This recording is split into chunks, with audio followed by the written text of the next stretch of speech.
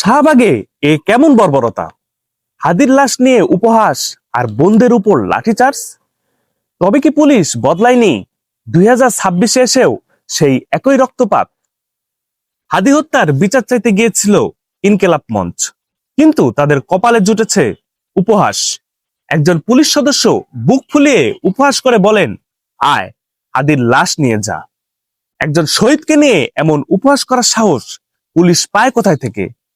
তবে কি তারা জুলাই বিপ্লবের কথা ভুলে গিয়েছে?